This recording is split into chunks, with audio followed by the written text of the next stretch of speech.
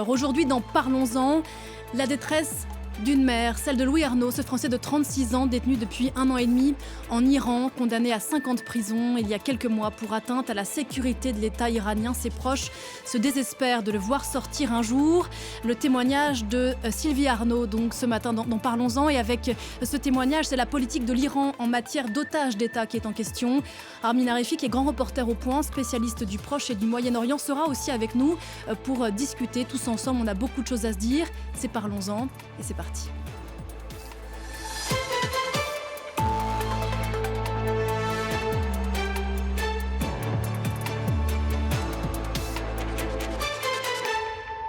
Bonjour Sylvie Arnaud. Bonjour. Bienvenue sur ce plateau. Merci beaucoup d'être là. Je crois que c'est l'une des premières fois que vous témoignez à la télévision. Alors, merci beaucoup de votre confiance. Vous êtes la mère de Louis Arnaud, un Français de 36 ans qui est détenu en Iran depuis 557 jours aujourd'hui, plus d'1 an et demi.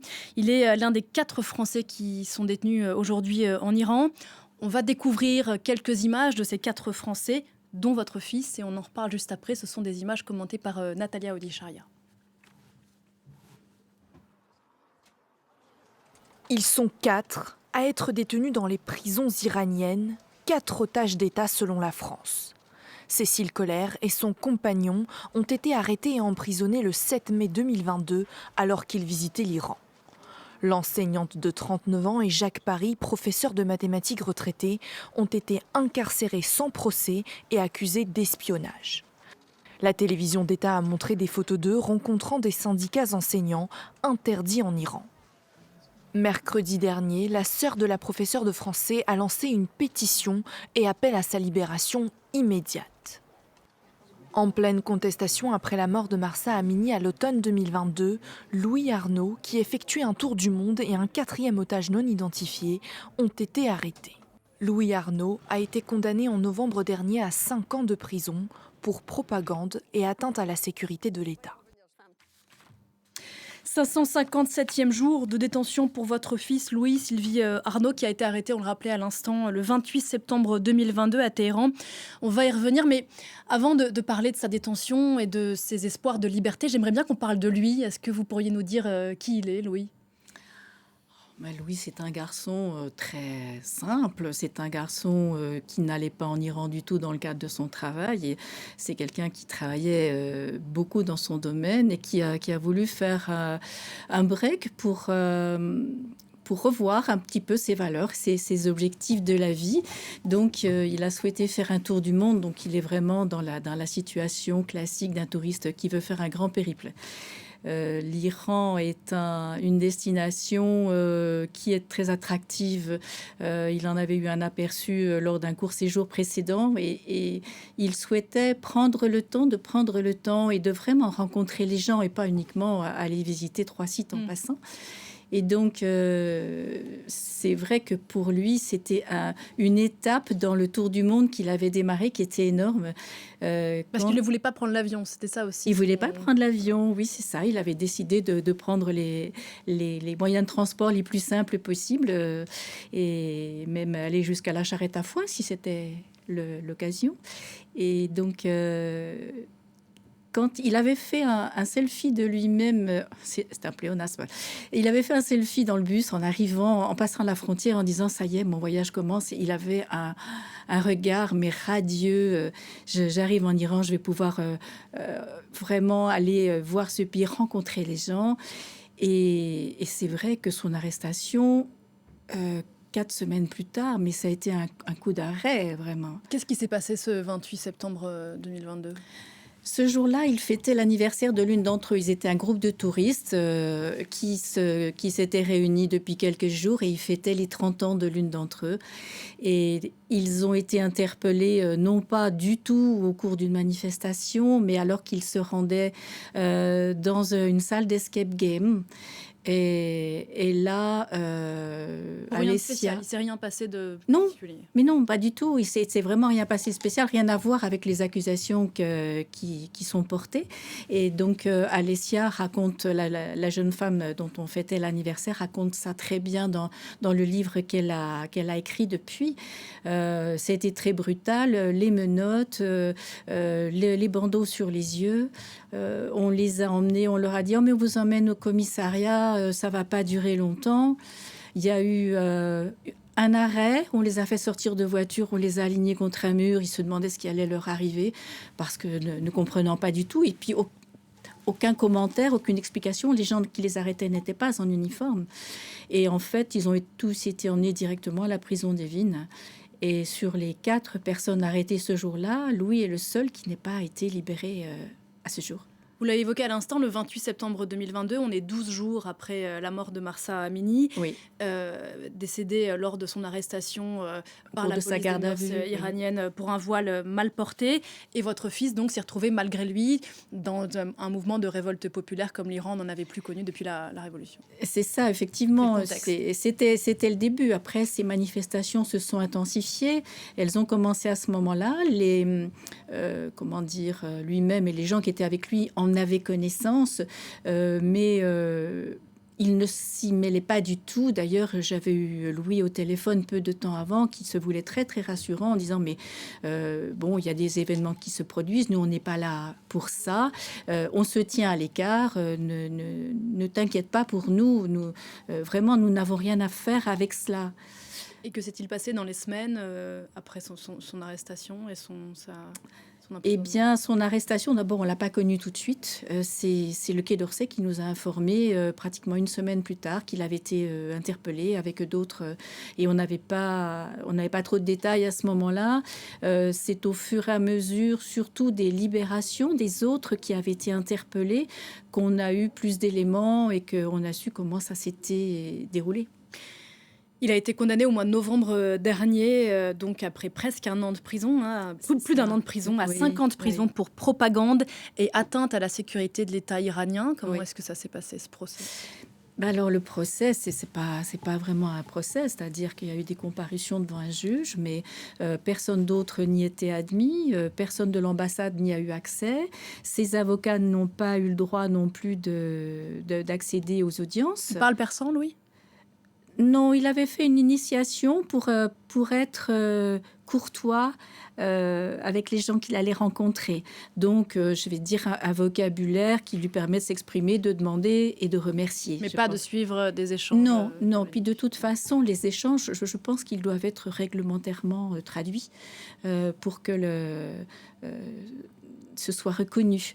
Mais donc là, aucune personne de l'ambassade n'a été autorisée. Les avocats n'ont jamais pu rentrer dans les séances d'audience. Et effectivement, il a été condamné pour des faits qu'il n'a pas commis, sur lesquels il n'y a aucune preuve d'ailleurs. Qui le dépasse. Oui. Qui le dépasse complètement, parce que c'est n'ayant pas participé aux manifestations, n'ayant pas fait de propagande contre l'État, ce qui fait partie des choses qu'on lui reproche aujourd'hui, on n'en a pas du tout compris l'événement. On n'a pas compris pourquoi ça s'était produit comme ça et puis pourquoi ça perdure. Il est aujourd'hui dans la tristement célèbre prison d'Evin. Dans quelles conditions ? Alors, Louis, pendant 6 mois, a été détenu dans les conditions extrêmement rudes. Même, il y a eu 3 mois dans un lieu provisoire. C'était un couloir. Donc, vraiment, qui n'était pas du tout conçu et aménagé pour recevoir les dizaines. Ils étaient parfois une centaine de personnes entassées dans ce couloir. Donc, ils avaient à peine la place de pouvoir s'y allonger, à même le sol. Et au bout de 3 mois après, il a été en cellule, mais aussi avec un grand nombre de gens et qui changent tout le temps parce qu'il y avait des arrestations extrêmement nombreuses et donc il y avait des flux de personnes très, très, très fréquents.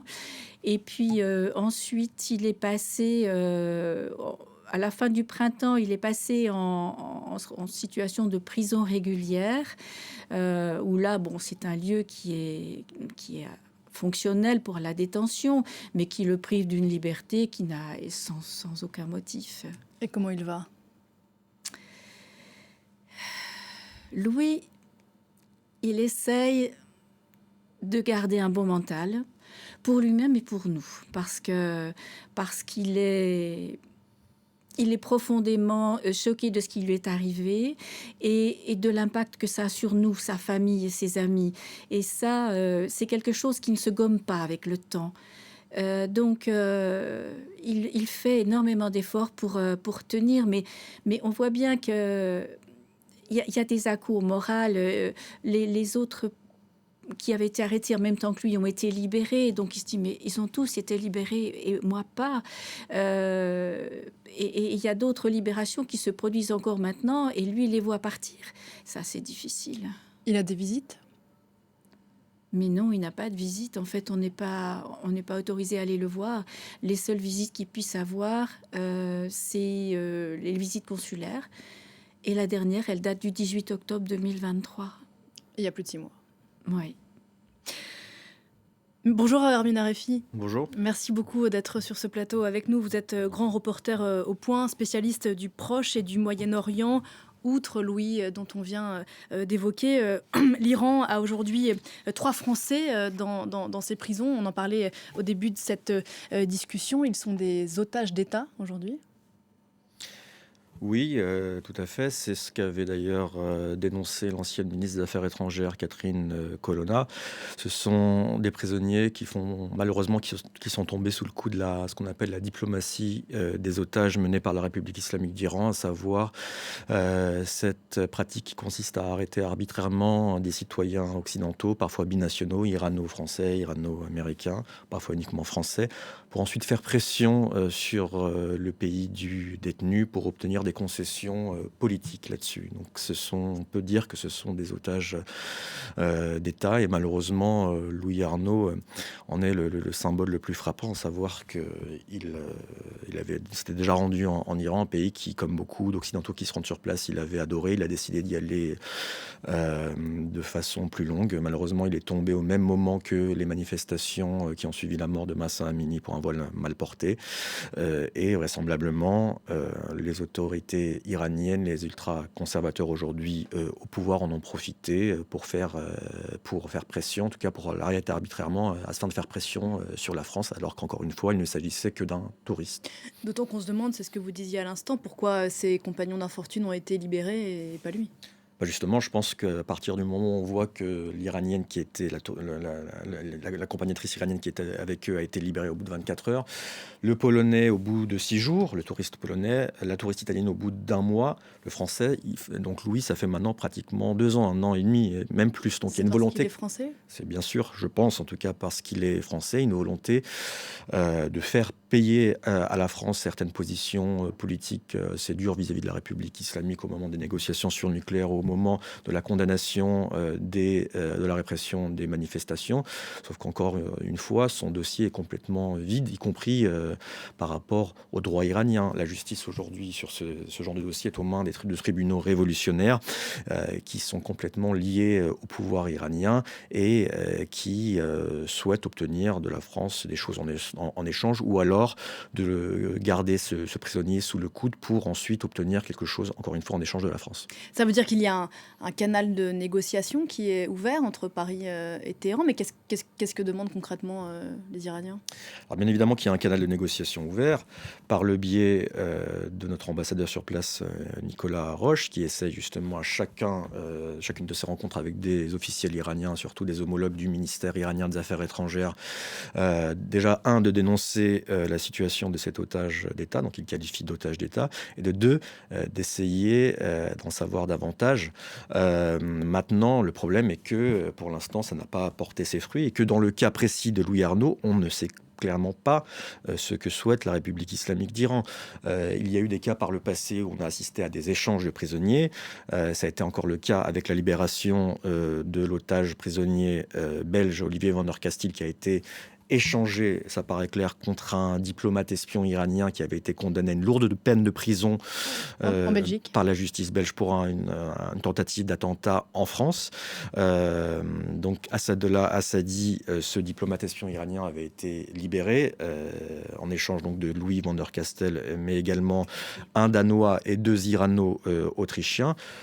Pour le cas de Louis Arnault, on ne sait pas. Il n'y a pas pour l'instant de ressortissants iraniens, qui plus est politiques, dans les geôles françaises. Maintenant, ce que l'on voit, c'est que les autorités iraniennes semblent déterminées à obtenir la libération d'un détenu iranien, non pas détenu en France, mais détenu en Suède, qui s'appelle Hamid Nouri. Ce Hamid Nouri est un ancien procureur adjoint de la prison d'Evin de Téhéran, où a été à son époque où ont été exécutés plusieurs milliers d'opposants iraniens. Il a été arrêté alors qu'il s'était rendu en Suède en 2019. Il a depuis été condamné à perpétuité. C'est le premier responsable iranien à avoir été condamné pour son rôle dans ces exécutions de plusieurs milliers d'opposants politiques iraniens à la fin des années 80. Aujourd'hui, l'Iran est prêt à tout pour obtenir sa libération. Elle a arrêté un diplomate suédois, Johan Flanderus, qui était donc un diplomate pour l'Union européenne, donc qui est arrêté depuis 2 ans en Iran. Elle a condamné à mort un chercheur irano-suédois. Il est possible, mais encore une fois, ce ne sont que des supputations, d'imaginer que en arrêtant un Français, donc ils sont au nombre total de 4, l'Iran souhaite faire pression sur un des pays leaders au sein de l'Union européenne, On imagine que Paris n'a pas la main, évidemment, sur la politique judiciaire suédoise. Bien évidemment, mais ce n'est pas forcément le calcul des autorités iraniennes, qui ont toujours utilisé cette pratique depuis les années 80. On se souvient des otages français qui avaient été arrêtés et longuement détenus au Liban par le biais du Hezbollah. À l'époque, c'était pour obtenir le remboursement d'une dette contractée par l'État français à l'époque du Shah. Il faut savoir que les Iraniens, notamment les durs au sein du régime iranien, les gardiens de la Révolution, se considèrent en état de guerre. Ceci encore plus depuis que Donald Trump s'est retiré unilatéralement, donc l'ancien président américain, d'un accord sur le nucléaire iranien que respectait l'Iran. Il a ensuite, Donald Trump, prononcé plus de 1500 sanctions contre l'Iran, alors que l'Iran, encore une fois, respectait cet accord sur le nucléaire. On ne parle pas des sanctions liées aux droits de l'homme. Et donc, on les ont renouées, les autorités iraniennes, depuis, avec ces pratiques qui, malheureusement, il faut le dire, portent ses fruits. Preuve en est la libération du diplomate espion Assadollah Assadi il y a 1 an, en échange de la libération du Belge Olivier van der Castel. Sylvie Arnaud, est-ce qu'aujourd'hui, vous vous sentez suffisamment soutenu, épaulé par la diplomatie française et l'État ? Oui, ils sont très présents. Depuis l'arrestation de Louis, effectivement, ils sont extrêmement présents, et notamment le département du Centre de crise et de soutien. Ce sont des gens qui sont admirables, extrêmement dévoués dans leurs tâches. On peut les joindre à tout moment. Ils nous épaulent vraiment par leur écoute.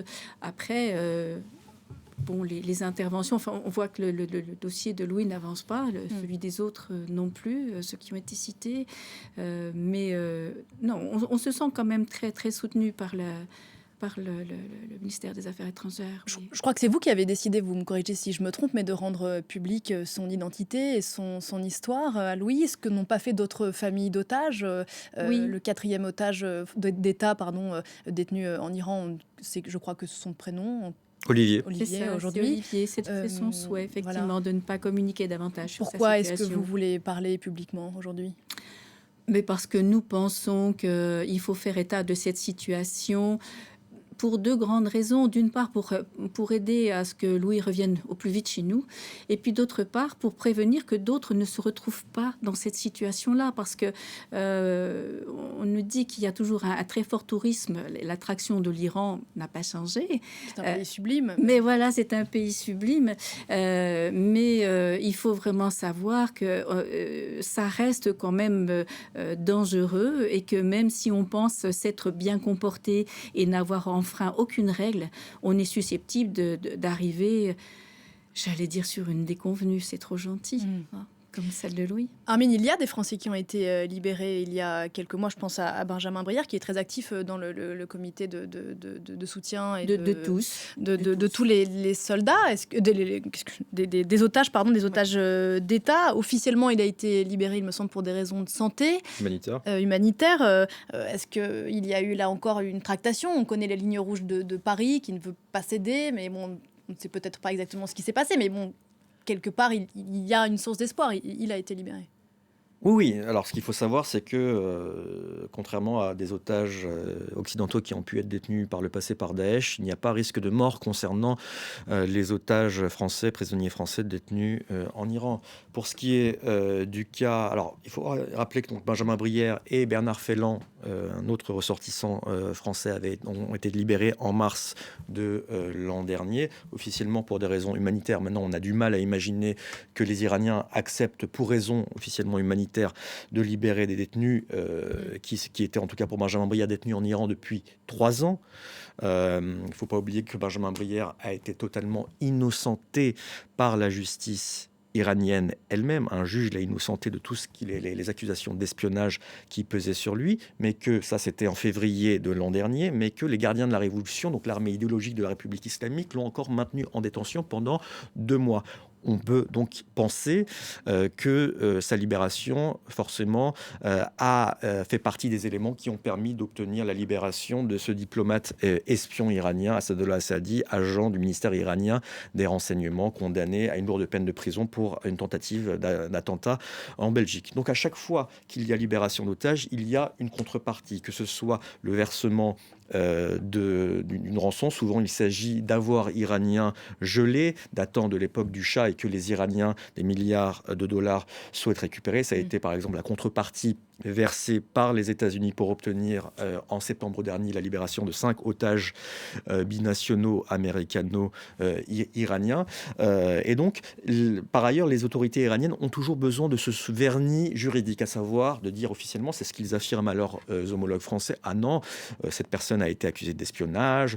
Dans le cas de Benjamin Brière, on a retrouvé un drone pendant des mois. D'ailleurs, on a parlé de ce fameux drone. Je l'ai vu, il me l'a montré quand je l'ai vu il y a quelques 2 semaines de cela. Il s'agissait d'un vulgaire drone de voyage que l'on peut acheter dans une grande enseigne, pour ne pas, donc française. Donc ça n'avait rien d'un instrument d'espionnage. Il n'a même pas été arrêté. Il avait pris des photos de sites soi-disant sensibles. Oui, moi j'avais vu les photos qu'il a prises. C'était pas des sites très, très, très sensibles. Au contraire, c'était ce que n'importe quel Français qui se rend en Iran prend en photo. Donc voilà, il y a ce besoin justement d'utiliser peut-être certaines imprudences, en tout cas dans le cas de Benjamin Brière, ce n'est pas le cas, pour ensuite obtenir quelque chose de la France. Et encore une fois, malheureusement, quand on voit le deal qui a été fait entre Olivier von Orcassel, l'humanitaire belge, et ces 2 diplomates espions iraniens, Assadollah Assadi, on voit ce que cherche la République islamique d'Iran. Là, pour le cas des otages, on a le sentiment que les autorités iraniennes vont jouer cette carte pour faire pression sur la France pour qu'elle tempère ses critiques de la répression des manifestations, des exécutions qui se poursuivent en Iran. D'ailleurs, il y a de cela quelques mois, le ministre iranien des Affaires étrangères s'en félicitait que la France ait baissé d'un ton, alors qu'il faut le rappeler, Emmanuel Macron avait reconnu la révolution des Iraniennes en novembre 2022, donc 2 mois après le début des manifestations, et avait reçu à l'Élysée plusieurs opposantes iraniennes. C'est vrai qu'on a moins de critiques aujourd'hui. La France également n'a pas fait partie des pays qui ont fait pression pour que le corps des gardiens de la révolution islamique, l'armée idéologique de la République islamique, soit placé sur la liste européenne des organisations terroristes, donc de l'Union européenne, comme le réclamaient beaucoup d'opposants iraniens. Donc voilà, on est à la fois dans ces tractations politiques, ces jeux de pression médiatique, mais également dans la volonté pour l'Iran de récupérer et d'obtenir la libération de ses agents, comme le cas d'Ahmed Nouri, condamné à perpétuité en Suède. C'est Sylvie Arnaud, le fait que ces tractations existent, mais à la fois qu'elles concernent des enjeux qui dépassent évidemment votre famille, la mère que vous êtes. Est-ce que c'est une source, je cherche le mot, d'espoir pour vous, ou quelque part ça vous désespère, parce qu'on parlait de Benjamin Brière, ça a pris des années. Il y a les deux, ouais. Effectivement, il y a les deux. C'est désespérant parce que ça traîne, ça prend un temps fou. On a l'impression que rien ne se passe. Et puis en même temps, on a bien le sentiment que c'est l'espoir qu'on doit avoir. C'est qu'il y ait une acceptation dont on ne connaîtra pas les tenants aboutissants, mais qui n'a rien à voir avec nous-mêmes et avec lui. C'est sûr. un contexte, Armin, qui dépasse largement le cas de ces Français. D'ailleurs, on parle de Français, mais vous le disiez, il y a plusieurs otages binationaux en ce moment. Il y a une trentaine aujourd'hui qui sont retenus en Iran.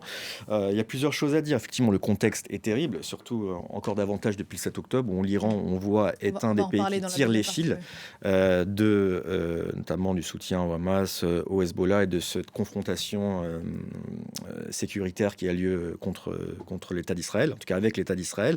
Maintenant, moi je pense qu'il y a toujours plus à faire.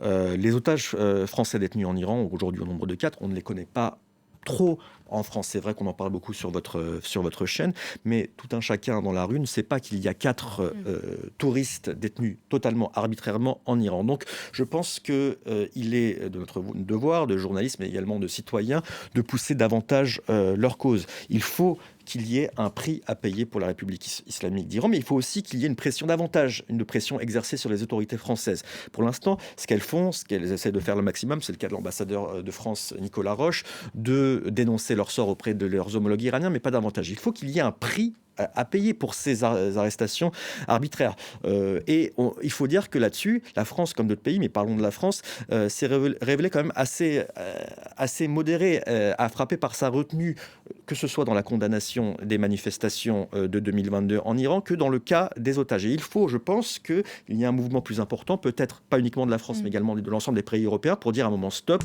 On retire nos ambassadeurs pour montrer qu'on n'est pas d'accord. Donc il y a véritablement un prix à payer, au moins sur le plan diplomatique, ou peut-être même des sanctions évoquées. On sait que par exemple la question du placement des gardiens de la Révolution sur la liste des organisations terroristes de l'Union européenne a fait réagir l'Iran. C'est quelque chose que ne souhaite absolument pas l'Iran. C'est un moyen de pression sur la République islamique, c'est évident. Et je terminerai sur la question des élections européennes aujourd'hui. Il faudrait, je pense, que les familles d'otages saisissent chacun des candidats français aux élections européennes pour que le nom des otages et leur positionnement soient clarifiés sur la question des otages français détenus en Iran, mais également sur tous les otages français détenus dans le monde. Armin Arefi, vous restez avec nous. On va continuer cette discussion juste après la pause avec vous aussi, Sylvie, Arnaud. Merci encore à tous les deux d'être là. On se retrouve dans 2 minutes. À tout de suite.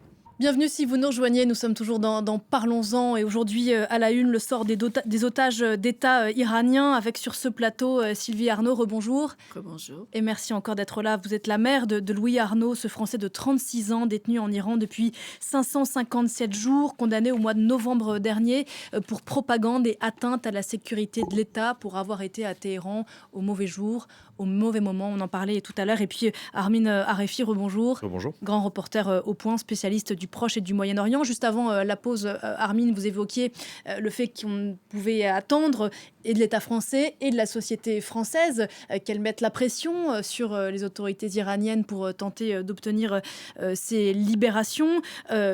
Sylvie Arnaud, on disait que vous aviez décidé de sortir de l'anonymat il y a quelques mois pour faire parler de votre fils Louis qui est en prison. Jusqu'ici, on peut s'étonner de ce que son cas ne suscite pas une médiatisation très forte. Comment est-ce que vous l'expliquez ? On n'a pas vraiment d'explication à ça. Nous essayons de communiquer chaque fois que nous en avons l'opportunité, mais on n'est pas des spécialistes en termes de communication. Et puis, depuis son arrestation, il y a eu aussi beaucoup d'actualités qui a dû prendre la place et la bande passante, comme on dit, ce qui fait que la situation des personnes arrêtées en Iran était pas trop connue, effectivement. Donc maintenant, on essaye d'en parler le plus possible parce que c'est la seule arme. C'est la seule chose dont nous disposons pour nous, puis pour lui, parce qu'on est la voix de Louis quand on a la chance de rencontrer un micro. Est-ce que l'Iran, Armin, a quelque chose à faire de la médiatisation que l'on peut faire autour de ces otages ?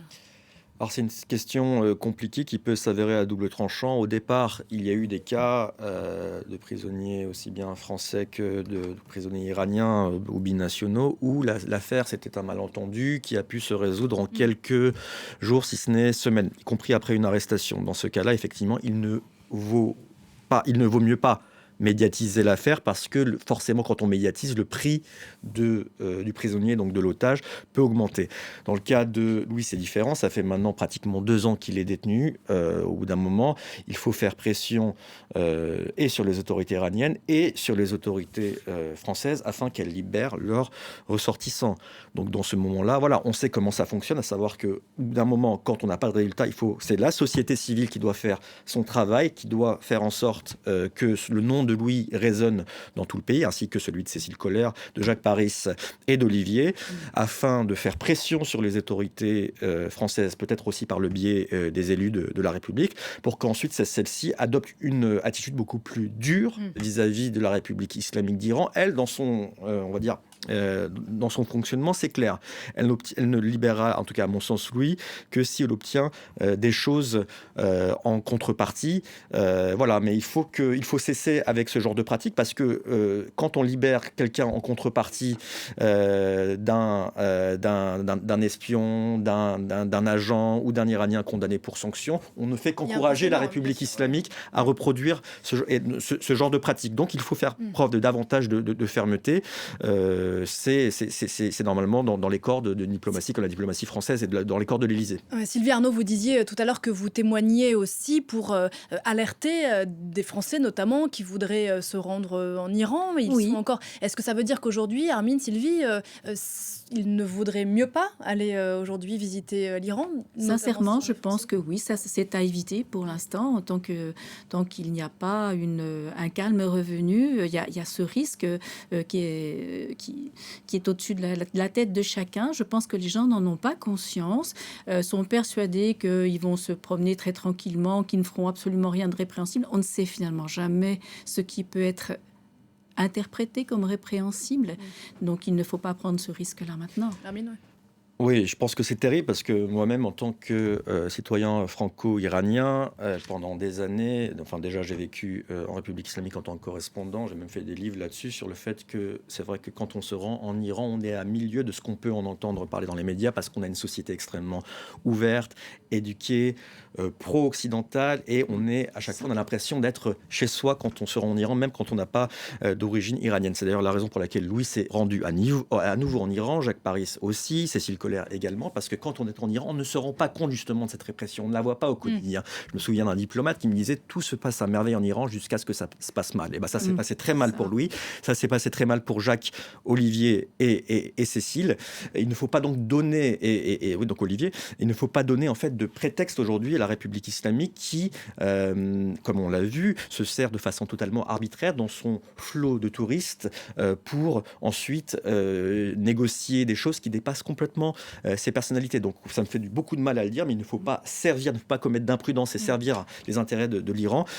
Et il ne faut pas donc se rendre en Iran, en tout cas en ce moment. Ça fait très mal, d'autant plus de le dire que je vois sur, par exemple, Facebook, des groupes de Français qui vont en Iran qui disent on n'a pas confiance aux médias, tout ça c'est biaisé, il faut pas s'y rendre. Moi, je m'y suis rendu, et en fait, ça s'est très bien passé. Oui, mais encore une fois, personne n'est à l'abri. Voilà. Ça se passe bien jusqu'à ce que ça se passe mal. Je voudrais qu'on dise quelques mots parce que c'est évidemment important du contexte aujourd'hui en Iran.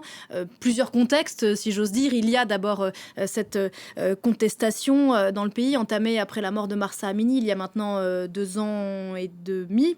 1 an et demi. Pratiquement 2 ans, ouais. Pratiquement 2 ans. Ça fera 2 ans au mois de septembre. On en est où ? On en est où ? Je pense que la dernière nouvelle qu'on a eue, c'est le rapport de la commission d'établissement des faits des Nations Unies mandatée par le Conseil des droits de l'homme qui a parlé, et c'est une première, avec des preuves de crimes de l'humanité qui ont été commis en Iran au moment de la répression des manifestations. 551 morts, dont une 60aine d'enfants et 39 femmes. Il y a eu au moins aujourd'hui une dizaine d'exécutions en Iran en lien avec les manifestations. Donc la révolte aujourd'hui, les manifestations de rue, elles n'ont plus lieu, ou alors très peu. En revanche, la contestation, elle est permanente, ne serait-ce que par le nombre de femmes qui ne portent plus le voile obligatoire dans les grandes villes du pays, contre lesquelles les autorités ne peuvent rien. Ou alors, cette société vibrante, cette jeunesse, ces femmes, on le voit encore hier avec cette vidéo qui est sortie de l'université de Boucher en Iran, dans le sud. De jeunes femmes diplômées. De jeunes femmes qui, diplômées, vont faire une vidéo où elles dansent. Alors, elles sont avec le marna et le voile, mais avec leur chapeau de diplômée, mais sur des motos en train train de danser. C'est ça l'Iran aujourd'hui, c'est ça cette population. La seule réponse n'ont pu apporter les autorités iraniennes, c'est la répression. Donc c'est évident que cette contestation est toujours vivante et qu'elle va recommencer. Parce que, d'autant plus que les autorités n'ont pas accepté, ne l'acceptent pas. Leur seule réponse, c'est la répression. Et on a de l'autre côté, bien sûr, la situation en cours dans la région depuis le 7 octobre. Et là, c'est la situation différente, dans le sens où l'Iran, qui est donc un soutien financier du Hamas, qui le fournit en armes, dont certains membres étaient bel et bien au courant des intentions du Hamas, en tout cas pour ce qui est de la force Al-Quds, donc la branche extérieure des gardiens de la Révolution, l'Iran, depuis le 7 octobre, adopte un certain profil bas. C'est-à-dire que elle a fait savoir à Israël via les États-Unis et d'autres de ses alliés qu'elle ne souhaitait pas de confrontation directe avec Israël. C'est le cas de l'Iran, c'est le cas du Hezbollah. Et il faut dire que d'un côté, l'Iran dit ça, de l'autre, l'Iran pousse ses alliés, donc de ce qu'ils appellent l'axe de la résistance, les Houthis au Yémen, les milices chiites en Irak et en Syrie et le Hezbollah au Liban, d'accentuer la pression, cette fois militaire, contre Israël, donc pas vu, pas pris. On va pousser nos alliés arabes à accentuer la pression et à frapper Israël, mais nous, on ne veut pas apparaître comme en première ligne. Les menaces de rétorsion, notamment après l'assassinat de gardiens de la Révolution il y a quelques jours au consulat iranien de Damas, sont plutôt dans l'ordre de la rhétorique pour l'instant, parce que l'Iran, en ce moment, reste focalisé sur un tout autre sujet, qui est celui de son programme nucléaire. D'où l'intérêt du bouclier Hezbollah, Houthi, etc. Alors ça, c'est encore autre chose. Donc, je le disais, d'un côté, donc, l'Iran pousse ses alliés chiites dans la région pour accentuer la pression Israël et lui faire payer un prix par rapport à la guerre à Gaza.